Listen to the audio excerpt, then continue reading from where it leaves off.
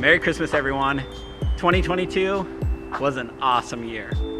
Lots of firsts for me, including my first time in Europe and visiting Normandy beaches, my first time tearing up a house, unless you count breaking every window in my parents' house, and my first time sleeping on the floor in an airport.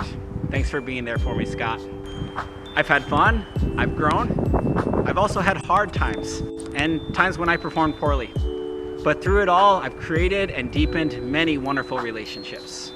I contribute much of the joy that I've experienced this year to a goal that I set back in January. It has been my focus this year to improve the way that I observe the Sabbath day. Rather than focusing on things that I shouldn't do, I decided to deliberately plan activities each week that would bring me closer to the Savior. My favorite has been the time that I've set aside to study the scriptures with a different person each Sunday. This has allowed me to catch up with old friends while also improving my relationship with Christ. This is a tradition I look forward to continuing in the future and hope to include many of you in the coming years. But aside from changing my behavior, I wanted to learn more about what it meant to keep the Sabbath day holy. So I asked 3 friends who are leaders in different religious organizations to share some of their thoughts. We have the 10 Commandments. Mm-hmm. They're obviously important, right? They're the top 10 for me, right? And a lot of them just seem very obvious. Don't kill, don't steal, right? Why, from your perspective, why would God put this commandment we've been talking about to keep the Sabbath day holy? Why would he put it up as one of the top 10 and not just something else like, here's a good thing for you to do? Why is it one of the top 10? Yeah, I think that, so I think it's interesting that you say this point about, the ones related to what we'd say the second tablet, right? The second table of the law, to human interactions. Honor your father and mother, don't kill, don't commit adultery, don't steal, don't bear false witness. The ones that order human interchange. I think the bigger question for people in ancient Israel would have been, why are those as big of a deal? Right? That we in the modern world have a tendency to be really imminent and not think so much about like, well, what about the first table of the law? Is that really that important? And I think some of it gets back to that point, right? Like God can take it, right? God's big enough. God doesn't need to do this. The underlying point about that then is that this is about recognizing God's work of creation, and that the rest there is not on God's part, like, unless we're going to anthropomorphize too much, it's not that God really needs to rest, but that it's about calling attention then to the work that God has done in creating the world. Okay, so my first thought is, it's kind of funny that we even number them, right? Like, they all came on the same tablet. Yeah. Why did we have to assign a hierarchy here, right? To all of them. It makes me want to go back and read them because I haven't memorized them. Like, how many of them are actually positively framed? Oh, I have no idea. That's a great question. Right? But when you think about it, it's like, remember the Sabbath day and keep it holy, as opposed to do not. Yeah. So it makes me wonder if, like, that is also, there's some brilliance in that framing.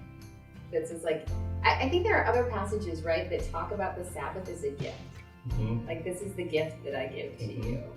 Right? And so again, maybe that goes back to that grace rules balance, right? Of like, this is a gift, this is a God of grace, right? This isn't just a God of like, justice. Yeah. Right? Like the 10 Commandments go in halls of justice sometimes. Like, they're not all about justice. Interesting. So I wonder about that. If you look at the 10 Commandments, there are so many ones that I think we, even today, by most moral standards, we would look at and be like, yeah, we definitely all agree we shouldn't kill. And so it's interesting that mixed in with these really obvious ones, we shouldn't kill, we shouldn't steal, that he felt the need to put in, keep the Sabbath day holy.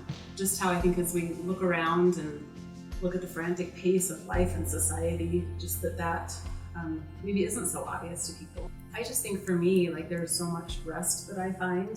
I teach school during the week and have a lot of family responsibilities, and I love to serve them and my church and have friends and all of these things. But just to know, like, a lot of that stuff I'm just gonna set aside on Sunday. I'm gonna rest. If I'm lucky, I might even get into Sunday nap to catch up on some sleep. But I'm just going to find rest in setting aside the world and that's a frantic pace the rest of the week. And so just to slow down.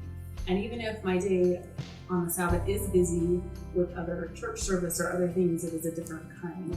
It's a kind of work, that leaves me stronger in spirit, leaves me uplifted.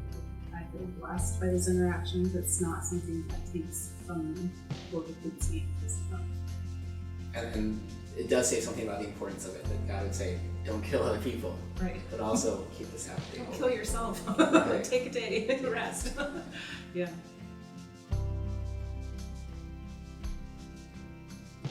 Growing up, my parents set aside one evening each week for us to spend time together as a family. We called it Family Home Evening. This was a time for us to set aside the cares of the world to just be together. A time for us to come to feel loved, to feel comfortable, and to have fun together. As I've studied the Sabbath this year, I'm starting to think that to our Father in heaven, the Sabbath is merely an extended family home evening, a time for us to come together as brothers and sisters, to be with Him, to feel loved, to feel included, and to find joy together. This really has been a wonderful year for me, and I want to thank all of you for being a part of it. Thank you particularly to all of those who have invited me into your homes, who have called, who have sent letters, or who have shared your love in many, many different ways. I hope you know that I love you too. Look forward to seeing you next year. Merry Christmas.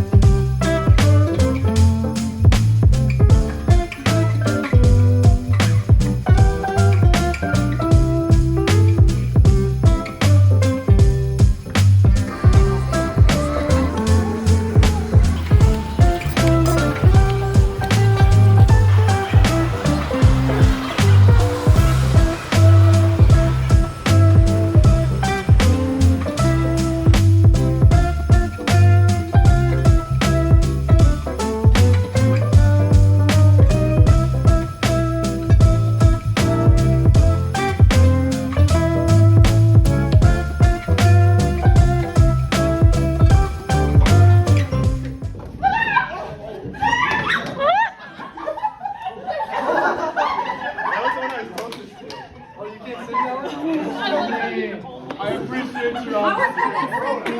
That was the one that was closest to me too. I almost said run to. I was like, no. I was ready to tell you.